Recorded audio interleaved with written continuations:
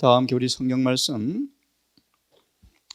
빌립보 3장 17절과 21절을 한번 봉독해 보겠습니다. 우리가 마침내 불멸의 마무리 작업인 천한 인생의 몸이 하늘의 형체를 입는 그 구원의 날이 얼마나 행복하고 영광스러울까요? 우리 성경은 시온을 포로로 회복하는 그 날을 꿈꾸는 것 같다라고 표현한 말씀이 있습니다. 여러분, 정말 부르는 오실 주님의 재림의 그날, 이제 읽은 이 본문의 말씀처럼 영광의 몸에 참여하는 거룩한 그 구원의 날에 참여하기 위한 정말 필수 요건이 있습니다. 미리 말합니다.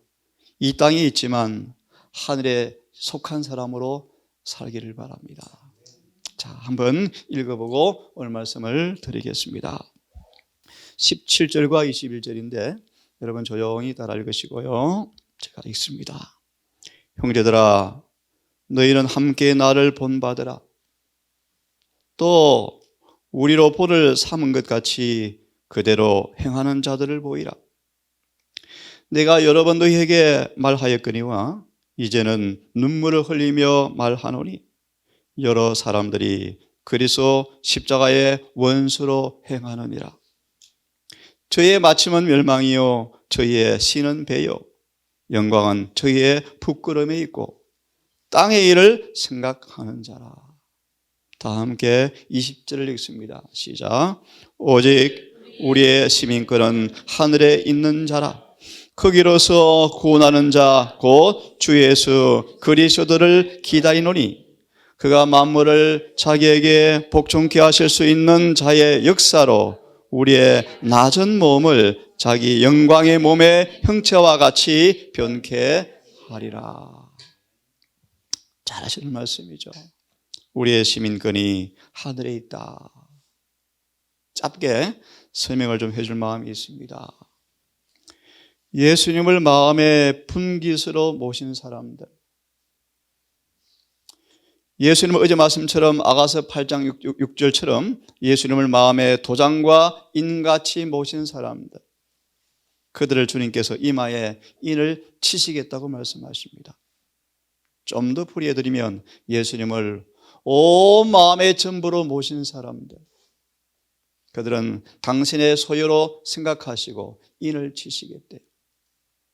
특별히 방금 보는 찬양처럼 성경처럼 정언을 보시면 성경을 보시면 그들의 이마에 하늘의 주소지가 기록되겠대요. 우리의 시민권은 하늘에 있는지라. 그래서 그들의 주소를 이마에 기록하시는데 새 예루살렘이라고 기록하신대. 혹시 한번 펴보시겠습니까?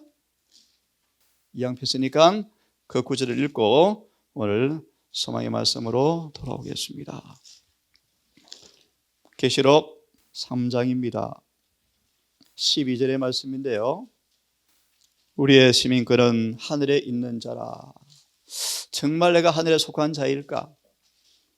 고린도후서 4장 17절 8절 말씀에 연관돼서 보시면 세상과 뚜렷이 사상과 습관과 여러 부분에 뚜렷하게 분리되어진 사람들은 하늘에 속한 자라고 생각해도 괜찮다. 우리의 시민권이 하늘에 있단 말의 의미를 또 다른 번역은요, 그들의 대화가, 그들의 관심이 하늘에 있다. 3장 12절을 보시면 방금 말씀한 것처럼 예수님을 마음의 분깃으로 유일한 소망의 구주로 온 마음에 모신 사람들, 이마에 인을 치기를 즐겨하시는데 인의 내용을 설명하셔요.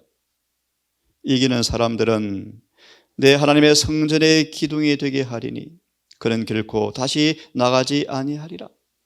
내가 하나님의 이름과 소명을 바로 드리면 그들이 하나님의 소유라는 표, 하나님의 이름, 또 하나님께로 내려오는 새 예루살렘의 이름과 증언은 그들의 살 주소지. 나의 새 이름과 그들의 품성이 기록된다. 이렇게 되어 있습니다. 여러분, 우리의 시민권이 하늘에 있습니다. 네. 주님이 우리를 호명하실 때, 우리를 등록하실 때, 우리를 수를 헤아리실 때 우리 모두 하늘의 시민권 있는 자로 판명되어지고, 그 증거로 여러분 오늘 혼인잔치, 이 잔치에 참석할 사람들의 필수 요건은 혼인, 신성과 인성의 연합을 의미한다. 이 예식에 참여한 유일한 조건은 우리 인성의 성령 충만, 성령을 통하여 그분의 신성에 연합한 사람 외에는 아무도 이 잔치에 앉을 자리가 없어요. 다시 강조해드리면 주님과 한 몸이 된 사람만 예복이 입혀지고, 예복을 입은 사람만 그 자리에 앉게 될 것입니다. 자, 이 아침 소망 15장 혼인잔치에서 말씀을 이어서 보도록 하겠습니다. 아침 말씀의 묵상의 범위는 소망 147페이지에 자신의 때가 아직 이르지라는 말씀부터 148페이지 마리아는 자기가 할 수 있는 일을 다 준비했다 라는 말씀까지 함께 묵상해 보겠습니다. 본문을 펴시기 바랍니다. 찾으셨죠? 147페이지 자신의 때가 아직 이르지 아니하였다라는 말씀이에요. 눈으로 보시고 다 읽지 않겠습니다. 자신의 때가 아직 이르지 아니했다라는 말씀을 하신 의도 가운데 하나가 뭐냐 하면, 예수님은 마리아가 품은 생각을 아셨다. 마리아도 그 당시 사람들처럼 공통적으로 품고 있던, 눈으로 보시면요, 예수님은 자신을 메시아로 드러내시고 보좌에 앉기를 원했다. 참 이해할 수 없는 신비입니다. 마리아는 특별한 계시를 받은 여인이었고요, 예수님과 더불어 30년을 살았던 여인이었지만 아직도 주님의 사명을 이해하지 못합니다. 왜 이렇게도 주님의 사명을 이해하는 것이 어려웠을까요? 참 신비한 일입니다. 신비한 일이요, 그죠? 천사의 방문, 성령의 충만, 주님과의 동거동락, 수많은 경험을 겪었지만 지금도 마리아는 그분의 사명을 오해하고 있어요. 이것 때문에 좀 이따 볼 것입니다. 엄청난 큰 고통을 느낄 거예요. 자, 사도행전 1장 중요한 교훈을 한번 보려고 합니다. 1장 7절 8절의 말씀인데, 이왕 펴서니까 한번 읽습니다. 가라사대 때와 기하는 아버지께서 자기의 권한에 두셨으니. 자, 오늘 이 말씀의 주제는 아닙니다. 이 말씀을, 영광의 말씀, 이렇게 우리에게 교훈해 주고 있습니다. 1장 7절 8절을 보시면 단순한 복음을 설교하라, 여기에 중요한 교훈이 있어요. 네 번째 문단을 보세요. 네 번째 문단을 보세요. 자, 예수께서 말씀하시기를 영생은 뭐라고요? 하나님을 아는 것이다. 자, 읽습니다. 참 중요한 교훈이요. 잘 보셔야 돼요. 그분이 행하시고 말씀하신 모든 것은 하나의 목적, 곧 우리가 뭐 하는 것입니까? 영생을 얻는 것인데, 중요한 말씀 드립니다. 영생을 얻는 것인데, 그렇게 하기 위해서 진리를 그들의 마음에 새기는 것이 주님의 목적이다. 정말 중요해요. 디모데전서 2장 4절의 말씀이죠. 예, 주님은 우리에게 어떤 진리를 공개하시는가, 때와 기한은 알린 적이 없어요. 중요한 말씀을 드릴 거예요. 주의 목적은요, 한 가지 목적은요, 영생을 얻는 것인데, 영생을 얻도록 하기 위해서 뭐 하는 거예요? 진리를 마음에 새기는 것이 주님의 목적이었다. 흥분시키고 호기심을 만족하고 하는 그런 방법이 아니에요. 계속 보세요. 예수께서 어떤 큰 사건이 일어날 특별한 때를 크게 선포하심으로써 사람들을 놀라게 하려고 오신 것이 아니고 잃어버린 자를 가르치시고 구원하시기 위해서 오셨다. 그는 호기심을 일깨우고 호기심을 만족시키기 위해서 오신 것이 아니었다. 왜냐하면 이것은 호기심이 많은 사람들, 귀한 것을 좋아하는 사람들의 욕구를 부추길 뿐이라는 사실을 그는 아셨기 때문이다. 사람들에게 그들의 영역을 자라나게 하고 순종의 길, 참된 거룩한 길에 행하도록 할 만한 지식을 나눠주는 것이 주님의 목적이었다. 마리아여, 내 때까지 이르지 아니하였다. 예수님은 마리아는 예수님을 보좌에 등극하기를 원했지만, 그렇죠? 왜 마리아마저 그분의 사명을 오해할까요? 오늘 그 부분을 짚어드릴 거예요. 계속 보면서 정리를 해보겠습니다. 예수님은 사람들에게 새로운 계시를 주시지 않고 제사장과 율법사들이 잘못된 가르침으로 인하여 오랫동안 애매모호했던, 그리고 그 위치가 잘못 놓여진 진리들을 그들의 이해력에 맞추어서 열어서 공개하셨다.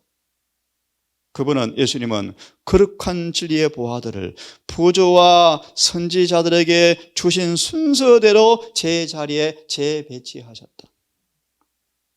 어떻게 귀한 교훈을 주시고 난 후에 그는 성령을 보내실 것이라고 약속하셨다. 성령이 오시면 그분의 말씀하신 모든 것을 생각나게 하실 것이라고 말씀하셨다. 그 다음 문단요. 우리가 필요로 하는 것은 마음의 변화이다. 그러한 변화가 개인적으로 하나님의 축복을 구하고 그분의 능력을 탄원하면서 그분의 은혜가 우리에게 임하셔서 우리의 품성을 변화시키도록 하기 위해서 열렬히 기도함으로써 일어날 수 있는데, 이것이 오늘날 필요한 우리의 변화고 경험이다. 화면을 좀 돌아보세요. 어떻게 마리아마저 사명을 오해할까? 좀 이따 구체적으로 보겠습니다. 고린도후서 3장 18절을 보시면, 죄는 피할 데 없는 주님의 매력을 보지 못하게 만든다. 예수님의 제자들까지라도 이기심 때문에 눈이 어두워서 3년 반을 예수를 따라다니지만 여전히 오해하고 혼란스러워해요. 정리합니다. 우리 속에 죄가 있으면 우리의 시계 눈은 어두워져요. 삐뚤어져요. 예수를 곁에 두고도 알아보지 못할 거예요. 마가복음 8장을 펴세요. 31절과 2절을 보겠습니다. 마가복음 8장 31절 2절을 보겠습니다. 읽으면, 예수께서 비로소 자신이 고난을 당하고 죽임을 당할 것과 사흘 만에 부활할 것을 가리키십니다. 그렇죠? 자신의 고난과 죽음을, 부활을 가리켰습니다. 그러자 32절 베드로가 예수를 붙들고 간하매. 33절 예수께서 돌이키시고 베드로에게 말씀하시는데, 특별히 베드로를 꾸짖어 가라사대 사탄아 내 뒤로 물러가라. 잘 아시는 말씀처럼 베드로에게 하신 말씀은 아니었죠. 베드로 속에는 죄를 부추겨 베드로와 예수님 사이에 사탄이 있어서 베드로 입에 자신의 말을 넣어주었어요.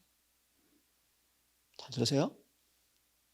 그의 죽음과 부활과 분명하게 희생을 말씀함에도 불구하고 베드로는 절대 그런 일이 일어나면 안 돼요. 사단은 베드로 속에는 악을 부추겨서 예수와 베드로 사이에 서서 베드로 입에 사탄이 말을 넣어주어서 예수께 간하여 가라사대, 이런 말이에요. 그때 예수께서 베드로를 책망하셔요. 사탄아 물러가라. 너는 하나님의 일을 생각하지 아니하고 도리어 사람의 일을 생각하는도다. 참. 아니 예수께서 명백히 말씀해 주음에도 불구하고 이해가 안 돼요. 이해가 안 돼요. 왜 그럴까요? 9절 마가 8장 29절 33절을 펴보세요. 주석을 펴보세요. 아주 의미 있는 말씀입니다. 한번 잘 눈여겨보시기 바랍니다. 제자들은 그리스도께서 세상의 임금으로서 통치하실 것을 여전히 기대하였다. 왜 이렇게 진리를 깨닫는 게 어려울까요, 여러분요? 그죠? 왜 그리 어려울까요? 네? 예수께서는 매우 오랫동안 당신의 계획을 숨기셨을지라도 그분은 항상 빈곤하고 미천한 상태에 머물러 계시지 않을 것으로 믿었으니 곧 그분께서 당신의 나라를 세우실 시기가 가까웠다고 그들은 믿고 있었다. 하나 좀 건너뛸까요, 여러분? 지금 하늘 성소정결이 이루어지는데 수많은 재림교인들은 성소정결의 의미도 이해하지 못하고 재림을 기다리고 있어요. 다 썩을 거예요. 분명히 말씀드릴까요? 하나 다시 말씀드릴까요? 너 진비를 받지 않으면 절대로 재림의 날에 설 수가 없어요. 너 진비를 받을 준비와 삶은 살지 아니하면서 재림을 기다리고 있는 것을 보아할 때 썩을 거예요. 썩을 거예요. 자, 마저 읽습니다. 제사장과 랍비들의 정오심은 결코 수그러들지 않을 것과 그리스도께서 자신의 민족에게 거절을 당하고 기만 자로 정죄를 받아 악인처럼 십자가에 못 박히실 사실 등을 제자들은 꿈에도 생각하지 못하였다. 그러나 흑암의 세력의 때는 가까이 이루고 있었으니 예수께서 제자들의 앞에 노인 쟁투를 공개하셔야 하였다. 고난을 예상하였을 때 그분은 슬펐다. 하지만 계속 읽어보시면요, 그 다음 6번째 줄. 그러나 제자들은 이 말씀을 듣지 못하였으며 비록 들었을지라도 깨닫지 못했다. 그러나 이제 그들은 예수님과 함께 하면서 그분의 말씀을 귀담아 듣고 그분이 하시는 일을 봄으로써 비록 그분의 주위 환경이 미천하고 제사장과 백성들의 반대에도 불구하고 베드로의 간증에 쭉 말씀하시면서 넘어가 보시겠습니까? 그 다음 문단. 슬픔으로 놀라움으로 입을 다문 채 제자들은 귀를 기울였다 라고 쭉 말씀하시면서 여전히 그들은 이해할 수가 없었다. 베드로는 침묵을 지키고 주여 그리하지 마옵소서, 이 일이 결코 일어나면 안 됩니다 라고 부르짖었다. 마지막 문단이요. 베드로는, 잘 보세요, 베드로는 그의 주님을 사랑하였으나 예수께서는 당신의 고난에서 막겠다는 욕망을 나타낸 베드로를 칭찬하지 않으셨다. 베드로의 말은 큰 고난을 앞두고 계신 예수께 도움과 위안이 되는 말이 아니었다. 그의 말은 잃어버린 세상에 대한 하나님의 어려운 목적과 일치하지 않았으며 예수께서 친히 모범을 보이심으로써 가르치러 오셨던 자아 희생의 교훈과도 일치되지 않았다. 베드로는 그리스도의 사업에서 십자가를 보고자 하지 않았다. 베드로의 말이 주는 인상은 그리스도께서 당신을 따르는 자들의 마음에 끼치기 원하셨던 것과는 정반대의 것이었다. 그래서 구주께서는 당신의 입술에서 떨어진 책망 중에 가장 가혹한 책망의 말씀을 하게 하셨다. 사탄아 물러가라. 마태복음 4장을 좀 펴보세요.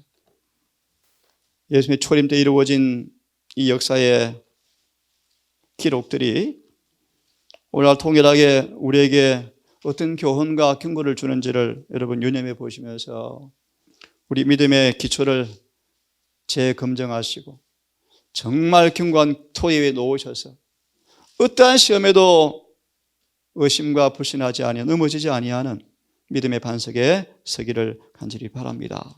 마태복음 4장 11절을 좀 보세요. 주석을 좀 바로 펴세요. 주석을 바로 펴보세요. 사단의 전략회의라는 말씀이에요.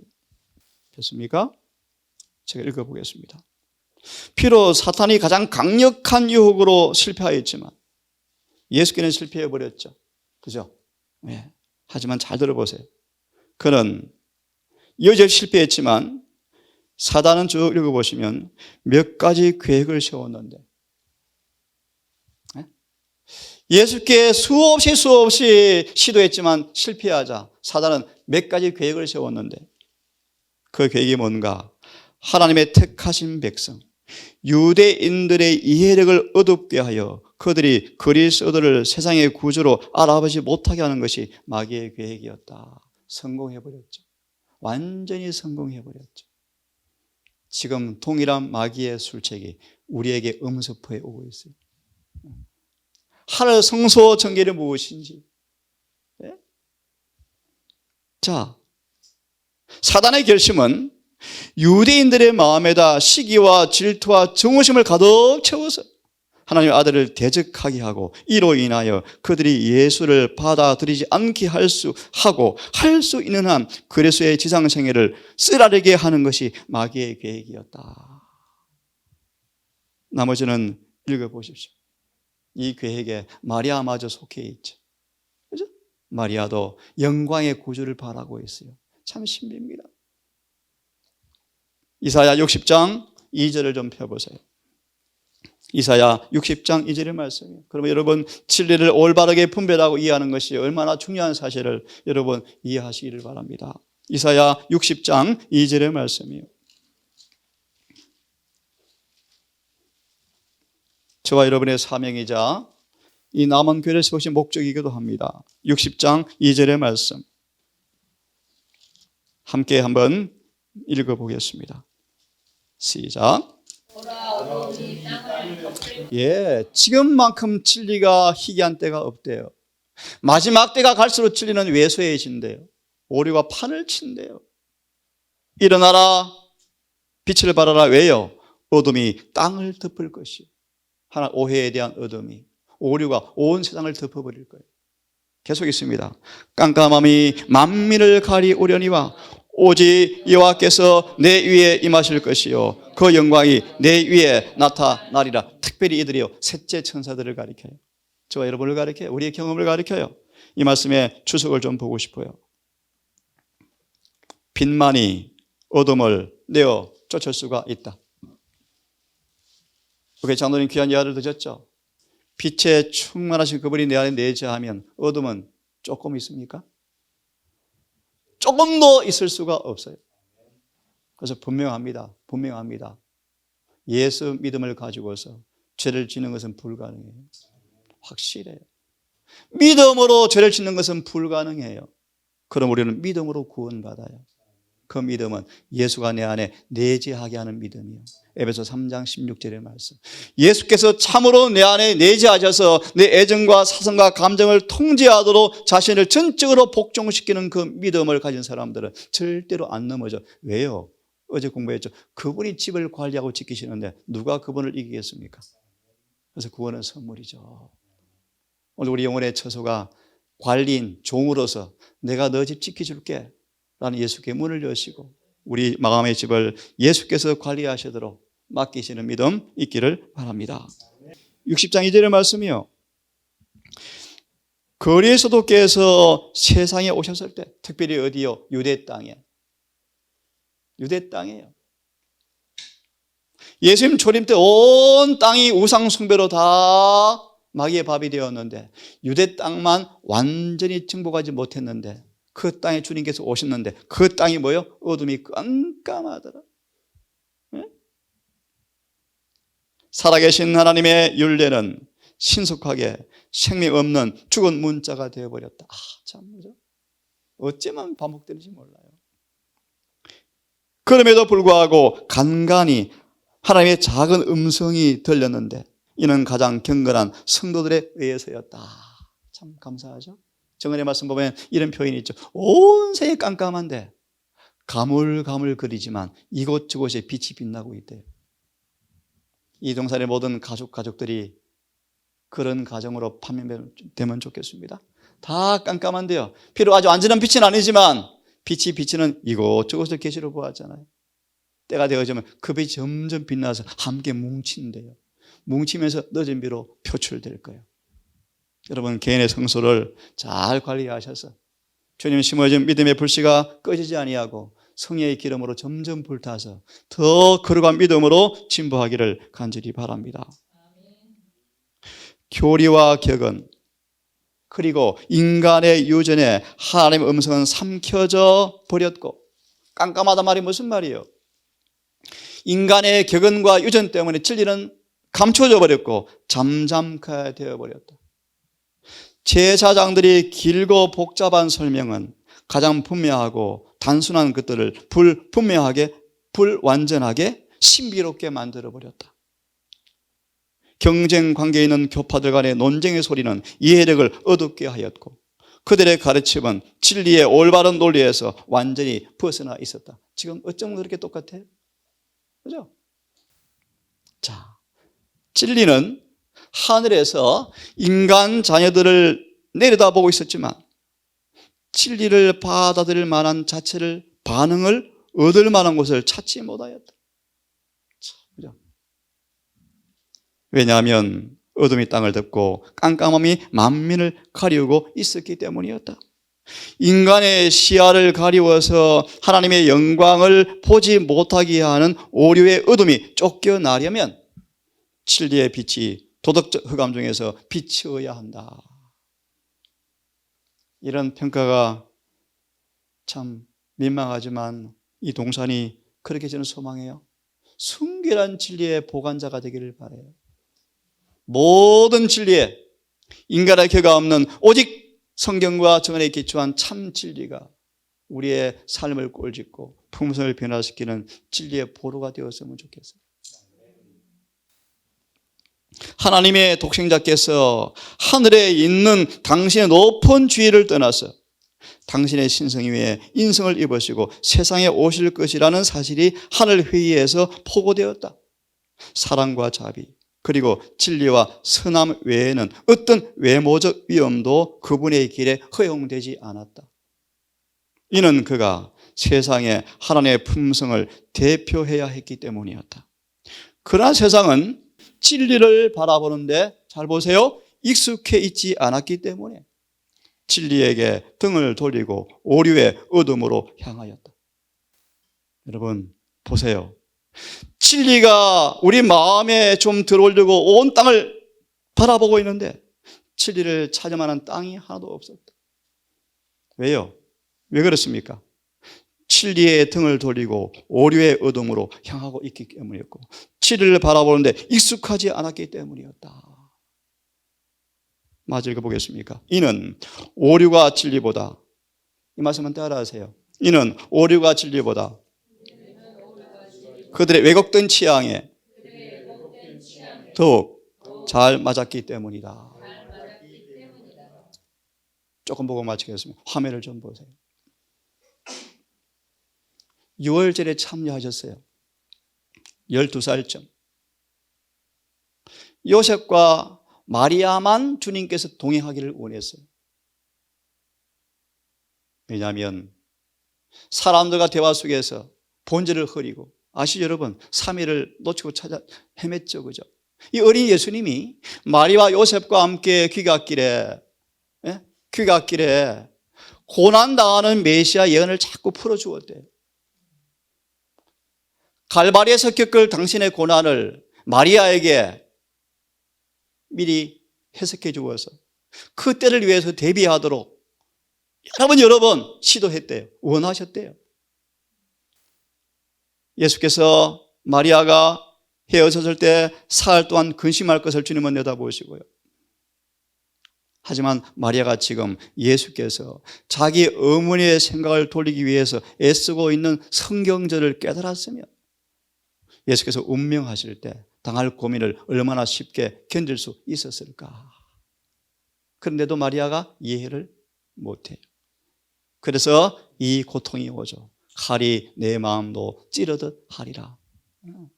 이 진리를 알았다면 이 고통은 훨씬 쉬웠을 거예요. 그렇죠? 한번 소망을 한 말씀을 더 보십시다. 펴보세요. 소망의 말씀이요.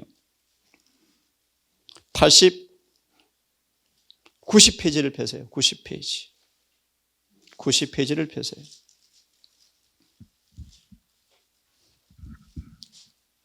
90페이지를 펴보시면 그리스도의 생애는 이런 말씀이 있습니다. 한번 추약해서 읽겠습니다. 자, 이거 읽고 아침 마무리하면서 우리의 믿음의 기초에 순결한 말씀, 순수한 말씀에 기초하는 것이 얼마나 중요한 사실을 이해하시면서 좀 들었으면 좋겠어요. 마리아는요, 자신의 몸을 통해서 친히 메시아를 임신한 여인이었습니다. 그죠? 오래전부터 메시아임을 마음에 믿었지만 그 믿음을 감히 표현할 수 없는 고통의 시간들을 보내왔죠. 마리아만큼 주님의 고난에 참여한 자가 없었습니다. 그죠? 30년간을 어머니로서 고난을 많이 겪으셨죠. 보실래요? 예수께서 유년 시절과 소년 시절에 당하시는 시련을 슬픔으로 목도한 사람이 바로 마리아였다. 그죠? 그러면서 밑에 말씀 보시면요, 특별히 요셉의 아들들 때문에 늘 예수님께서 가정에서 어려움을 당하는 걸 보았습니다. 요셉의 아들들이 이 마리아의 마음을 이용해서 예수를 넘어뜨리려고 자꾸 어떤 나쁜 짓을 해요. 그 다음 문단 보시면요, 마리아는 예수께 너무 힘들어서 예수야, 그러면 안 돼, 충고하면서 목사 말 좀 들어. 왜 목사 말을 안 들어? 좀 듣자 라고 권하였다. 이 마리아의 고민과 할당을 한번 생각해 보세요, 여러분. 하지만 보세요, 예수님의 습관을 막을 수가 없고요, 제사장과 교사들이 예수님을 제어하는 일에 마리아의 도움을 청하여서 마리아를 괴롭게 만들었습니다. 그때마다 예수님은 마리아에게 성경 구절을 찾아서 읽어주었답니다. 마리아는 이런 경험을 30년을 겪어와서 30년을. 드디어 예수께서 공생애를 하시는데 혼인잔치에 오셨어요. 그제 보았죠. 어머니로서 자만심을 표출하면서 우리 아들이야, 잘났지. 그렇죠? 그 죄가 시계를 흐리게 해서 여전히 의미를 이해하지 못해요. 중요한 말씀 드려요, 여러분. 우리 속에 죄가 심겨져 있으면요, 그 죄가 우리를 모든 걸 망가뜨려요. 예수를 보지 못하게 만들어요. 그래서 내 눈이 어두우면, 앞뒤 말씀 보세요. 내 눈이 어두우면, 좀 크게 좀 해석해 드릴게요. 혹시 부담될까 봐서. 세상을 사랑하는 정신이 남아있으면 절대로 안 돼, 그런 말이에요. 절대로 안 돼. 보지 못하게 돼 있어요. 절대로 변화 안 되게 돼 있어요. 우리는 모든 걸 다 포기하셔야 돼요. 주님께서 첫째가 되셔야 돼요. 그래야 구원이 선물로 와요. 기도하겠습니다. 아버지, 정말 순결한 진리가 우리 마음에 자리하기가 얼마나 어려운지, 마리아마저 천사 가브리엘의 방문과 성령의 임재와 주님과의 30년간을 동락하며 살았던 마리아마저 여전히 이해력이 어두워서 죄의 사명을 분별하지 못하고 의심과 불신 가운데서 혼란스러워하는 장면들을 우리가 보게 되었습니다. 하나님, 우리에게 진리만을 허락해 주시고 어둠을 다 내어 쫓으시고 우리의 자만, 우리의 이기심, 세상을 사랑하는 정신, 식욕을 좋아하는 우상 숭배, 모든 것을 주 앞에 내려놓고 야곱처럼 온 마음으로 자아를 굴복시킴으로 승리하는 경험이 이루어지기를 소망합니다. 아버지, 이제 우리 앞에 올 날들은 평안과 행복보다는 더 어려워지고 핍박과 난관이 올 터인데, 지금 예수를 아는 큰 지식과 경험 속에서 우리가 강하게 성장하지 아니하면 환난 때 우리 어떻게 서겠습니까?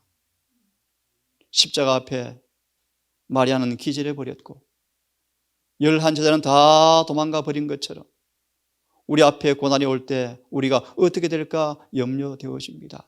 아버지, 오늘 일컫는 동안에 주님을 마음과 몸으로 깊이 알아가서 하나가 되어지는 경험을 통하여 어떤 시험이 온다 할지라도 주님을 배신하지 아니하는 그런 믿음의 사람으로 서게 되기를 소망합니다.